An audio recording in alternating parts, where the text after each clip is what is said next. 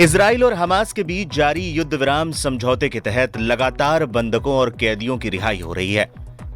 पिछले हफ्ते दोनों तरफ से काफी बयानबाजियों और धमकी के बाद भी दोनों ओर से रिहाई हुई थी। जहां हमास ने 3 बंधकों को रिहा किया था, वहीं इजराइल ने भी 369 कैदियों को रिहा किया था।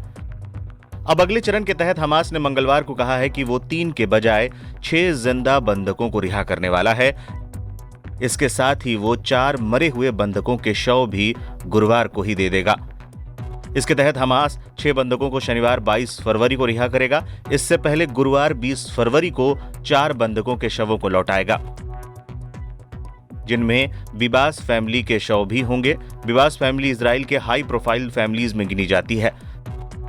7 अक्टूबर 2023 को हुए हमले में हमास ने इस परिवार के कई सदस्यों को बंधक बना लिया था। गाजा में हमास के नेता खलील अल हया ने कहा है, बिबास परिवार सहित 4 बंधकों के शव गुरुवार को लौटाए जाएंगे। 6 बंधकों को शनिवार को रिहा किया जाएगा।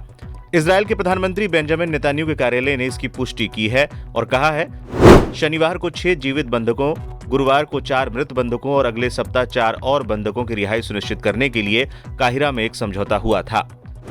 अचानक बंधकों की संख्या में कैसे हो गई बढ़ोतरी? हमास के जरिए की गई अचानक बंधकों की संख्या में बढ़ोतरी को लेकर कई तरह की चर्चाएं हो रही है।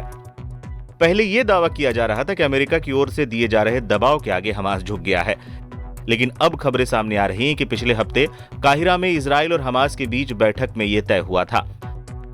हमास ने इजराइल पर समझौते के नियमों के उल्लंघन की बात कही थी, क्योंकि गाजा पट्टी पर इजराइल निर्माण कार्यों की अनुमति नहीं दे रहा था। लेकिन अब तबाह हो चुके गाजा पट्टी में मोबाइल घरों और निर्माण उपकरणों को ले जाने की इजाजत दिए जाने के बाद हमास ने ज्यादा बंधकों को रिहा किया है।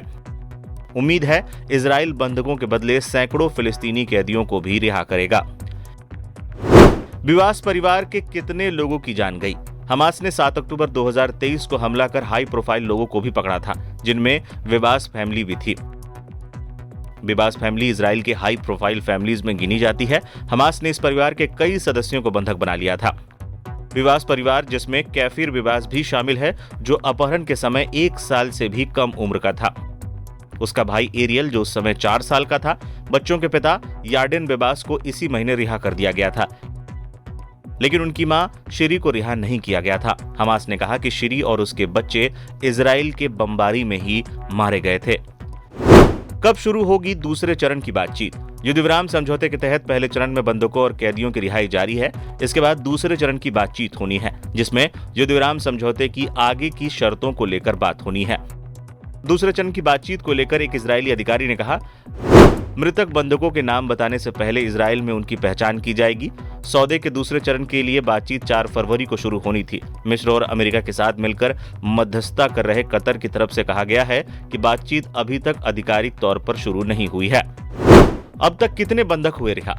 इजराइल हमास के बीच सीज फायर 19 जनवरी को शुरू होने के बाद से इजराइल ने 566 फिलिस्तीनियों को रिहा किया है, जबकि हमास ने अब तक 19 इजरायली और 5 थाई बंधकों को रिहा किया है। शनिवार को 6 और बंधक रिहा होंगे।